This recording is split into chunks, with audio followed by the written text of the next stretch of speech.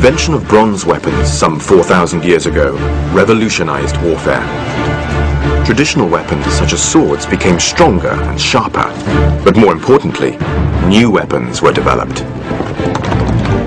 Around the 5th century BC began what is known as the Warring States period. China was splintered into many small states which waged incessant war against each other.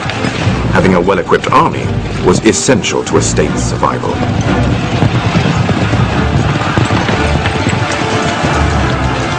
As in ancient Egypt of the same period, chariot warfare was the order of the day. Long-shafted weapons called pole arms were the foot soldiers' best defense against chariots and mounted troops. Pole arms could be used to unhorse cavalry and take down chariots.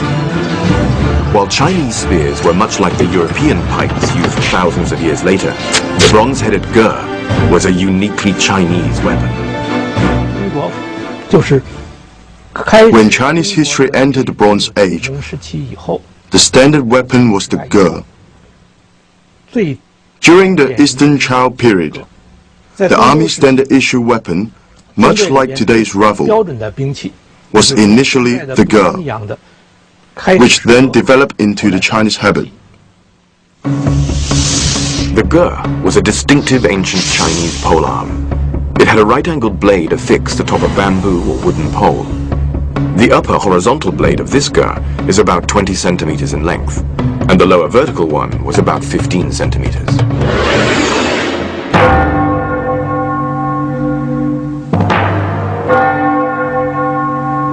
In the age of ancient warfare, the gur and the spear were stock military equipment. With its hook shape, the gur could pull down mounted soldiers. The gur's main offensive moves were hooking and stabbing. The attack would be targeted at the enemy's heart or head.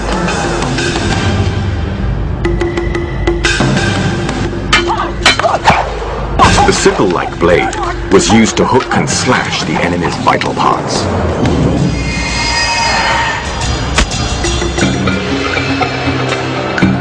The optimum angle of the blade was a great discovery for armorers. According to an ancient Chinese text, if the angle between the upper and lower blades of the gur is too great, it makes it difficult to hook the enemy. If the angle is too small, it would be difficult to slash through the target. After years of refinement, the perfect design was discovered. An angle of around 100 degrees was reckoned to be the most lethal.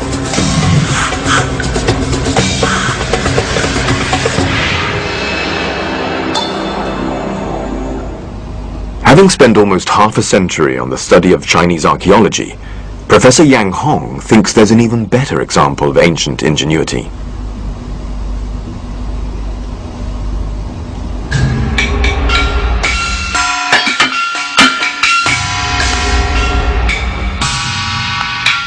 In ancient China, the gur and the spear were the soldiers' standard weapons. By cleverly uniting the sickle-shaped blade of the gur with the sharp head of the spear, armorers created a formidable new weapon, a halberd the Chinese called a ji, combining the best aspects of both weapons. It could stab and thrust, as well as hook and chop. Its effectiveness on the battlefield was like one person fighting with two weapons at the same time.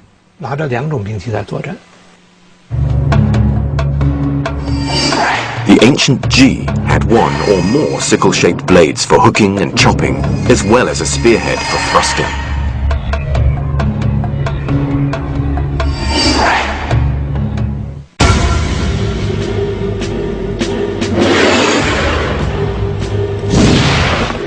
The ji was the stock battlefield weapon. Foot soldiers used it to pull down mounted troops. But mounted troops used the ji as well. It was effective against both other riders and against foot soldiers.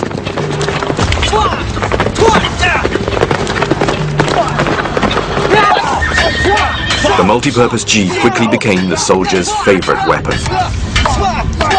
With increased horizontal cutting edges, there were more opportunities to hook, cut, and slash one's opponent.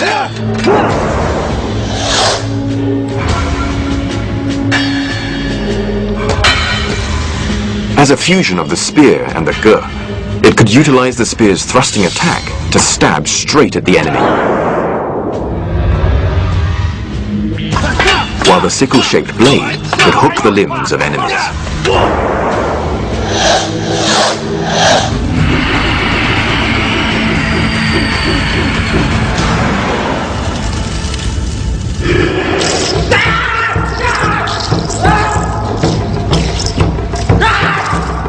The staff, and its pointed version, the spear, is the most basic kung fu weapon.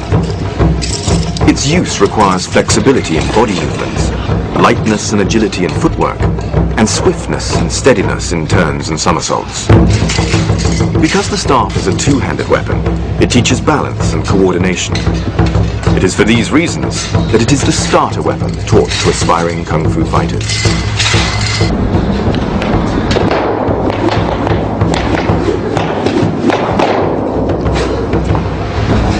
Long weapons are any weapons that are as tall or taller than the person wielding them. There is no set length for a long weapon.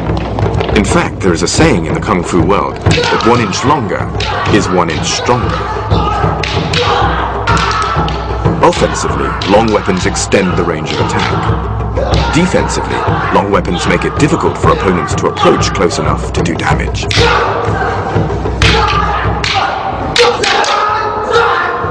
Polearms, such as spears and halberds, are the military versions of long weapons, but even the civilian versions could cause some serious damage.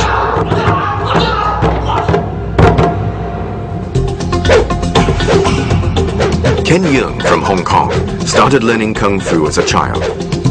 A Kung Fu choreographer for 16 years, he is an expert in all kinds of exotic weaponry and killing techniques. He is wielding a long-handled saber called the Guan Dao. The heavy blade is a cross between a saber and an axe. One legendary Guan Dao weighed about 40 kilograms and was said to be able to bring down a horse.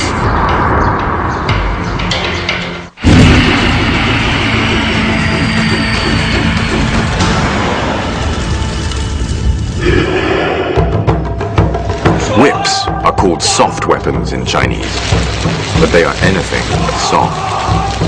Chinese whips are made of metal links, not leather. They have a solid weight at the end that can break bones and fracture skulls.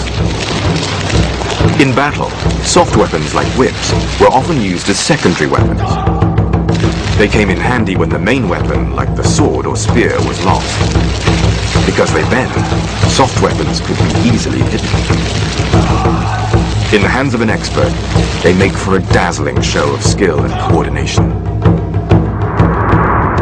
The 9-sectioned whip is made from metal chain links that give it flexibility, while the sharp metal weight at the end packs a fearsome punch. Soft weapons are among the most difficult to use. It's hard to master, and secondly, it can strike in a curve. When spun around, it interferes with the enemy's vision.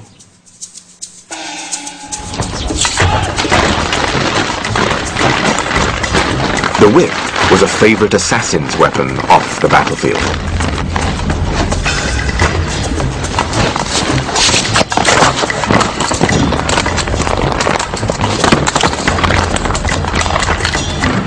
The sharp weight can strike unexpectedly at an opponent's head, even from behind. But there is a downside. Whips are notoriously difficult to use. Students of Kung Fu are more likely to do themselves an injury with a whip than when learning any other weapon.